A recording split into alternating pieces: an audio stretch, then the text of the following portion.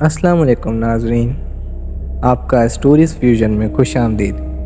آج پھر سے ایک سچے واقعے کے ساتھ آپ کی خدمت میں حاضر ہوں، اور اگر آپ کو میری ویڈیوز اچھی لگی ہیں تو میرے چینل کو لائک اور سبسکرائب ضرور کیجیے گا، شکریہ۔ اس کہانی کا ٹائٹل عجیب اسکول۔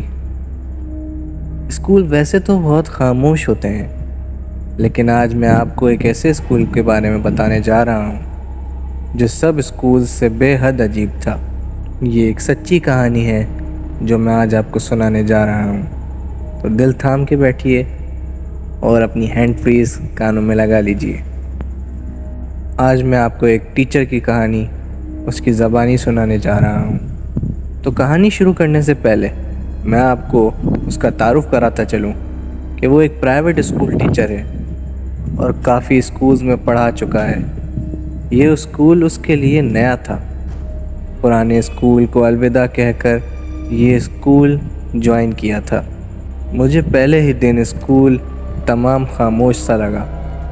میں نے کسی کو محسوس نہیں کروایا اور پڑھاتا رہا۔ کچھ دن بعد میں نے اسکول کے ایک پرانے ٹیچر کو کہا کہ کیا یہ اسکول تمہیں عجیب نہیں لگ رہا؟ اس نے مسکراتے ہوئے کہا۔ اس نے کہا، صرف لگتا نہیں ہے بھی۔ اس نے پھر مجھے وہ واقعہ سنایا جو میں آج آپ کو سنانے جا رہا ہوں۔ یہ اسکول ایک تمام خوبصورت اسکول تھا جو کہ نرسری سے لے کر 8ویں جماعت تک تھا۔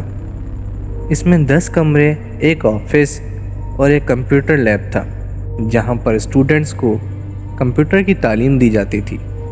وہ فل ایئر کنڈیشن تھا اور اس کے باہر گیلری تھی جو کہ ساری تصویروں سے بھرپور تھی، جس پر ان کے نام تھے جو کچھ نہ کچھ کر گزرے ہیں، مطلب کہ ایجادات یا جو چیف کرنل جنرل رہ چکے ہیں۔ میں آپ کو بتاتا چلوں کہ جو اسکول کا مالک تھا وہ اسلامی پارٹی کا والنٹیئر تھا جو کہ ان کو چندہ لے کر تبلیغ دینے کے مدد کرتا تھا۔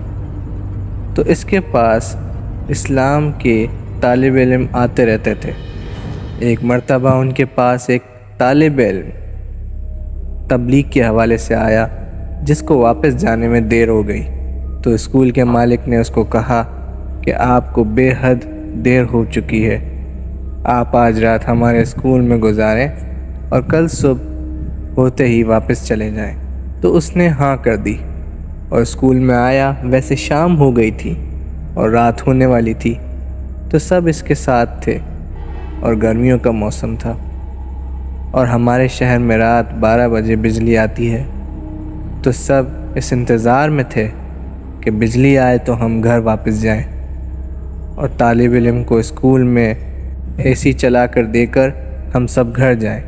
12 بجے تک وہ سب اس کے ساتھ تھے، لیکن جیسے ہی وہ گئے اس نے دیکھا جیسے ہم اس طالب علم کو رات کے 12 بجے اس کو کھانا کھلا کر اور بستر وغیرہ دے کر اس ویران اسکول میں اکیلا چھوڑ کر چلے گئے، کیونکہ اسکول ہمارے گھر سے تھوڑا ہی دور واقع تھا۔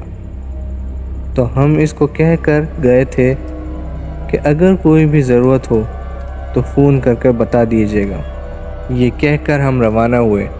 جیسے ہم روانہ صبح اسکول آئے تو کیا دیکھا، وہ طالب علم اس کمرے کے ایک کونے میں ڈر سے مارے کانپ رہا تھا۔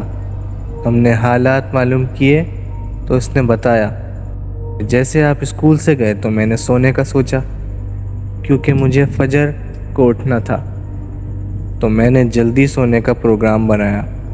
لیکن میں جیسے ہی سونے کے لیے بستر پر لیٹا تو اسکول کا باہر والا گیٹ کھٹکتا ہے۔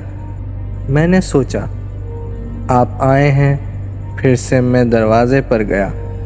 جیسے ہی میں نے دروازہ کھولا اور دیکھا وہاں کوئی بھی نہیں تھا تو میں تھوڑا گھبرایا، لیکن پھر دل میں خیال آیا کہ وہم بھی ہوگا۔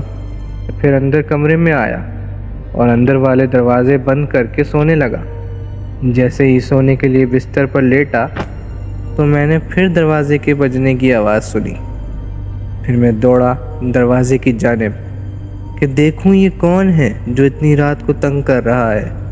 میں جب دروازے پر پہنچا تو میرے رونگٹے کھڑے ہو گئے، کیونکہ پھر سے وہاں کوئی نظر نہیں آیا۔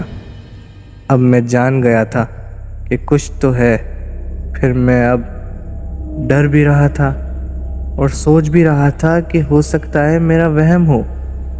اس طرح دل کو تسلی دیتے ہوئے میں اپنے کمرے میں داخل ہوا اور بستر پر لیٹنے لگا۔ جیسے ہی سونے کے لیے بستر پر لیٹا تو پھر دروازہ بجا، لیکن اب کی بار باہر والی گیٹ نہیں بجی، اب کی بار ٹھیک میرے کمرے کی گیٹ پر دستک ہوئی۔ میں دنگ رہ گیا۔ اس اسکول میں میرے سوا کوئی نہیں تو یہ دروازے پر کون ہے؟ یہاں میرے دل دھڑکنے لگا اور میری مزید دھڑکن بہت تیز ہو گئی اور میں ڈر کے مارے ورد کرنے لگا۔ میں نے ہمت کی اور دروازہ کھولنے کے لیے آگے بڑھا۔ جیسے ہی میں نے دروازہ کھولا میری تو روح کانپ اٹھی۔ گیلری میں جتنی بھی جو تصویریں تھیں، یعنی کرنل، جنرل کی اور باقی لوگوں کی، ان میں جو حیات تھے لیکن زیادہ تر تو مر چکے تھے، وہ سب زندہ ہو کر میرے سامنے کھڑے تھے اور مجھے کہہ رہے تھے، باہر نکلیں، ہمیں تم سے بات کرنی ہے۔ میں نے جلدی سے دروازے کو اندر سے لاک کر دیا، لیکن دروازہ خود بخود کھل گیا اور وہ سب مجھے گھسیٹ کر باہر لے گئے اور پتہ نہیں کیا پڑھنے لگے۔ میں خوف کے مارے بے ہوش ہو گیا، لیکن میں جب ہوش میں آیا تو پھر کوئی بھی دکھائی نہیں دیا۔ میں نے اپنا موبائل بے حد تلاش کیا لیکن نہ ملا۔ پھر جب صبح سورج طلوع ہونے کے بعد میں باہر نکلا تو وہ صحن میں گرا ہوا ملا۔ مجھ پر اس قدر خوف طاری ہو چکا تھا کہ پوری رات ایک کونے میں بیٹھ کر گزار دی اور وہاں سے ہلنے تک کی ہمت نہیں کی، اور اب بس یہ انتظار تھا کہ کب صبح ہو اور کب میں اس اسکول سے باہر نکلوں۔ اس کے بعد کبھی کسی کو اس اسکول میں رات اکیلا نہیں رہنے دیا۔ امید کرتا ہوں یہ سچی کہانی آپ کو بے حد پسند آئی ہوگی۔ اپنی رائے سے ہمیں آگاہ کریں اور ملتے ہیں پھر مزید ایک سچی کہانی کے ساتھ۔ تب تک کے لیے اللہ حافظ۔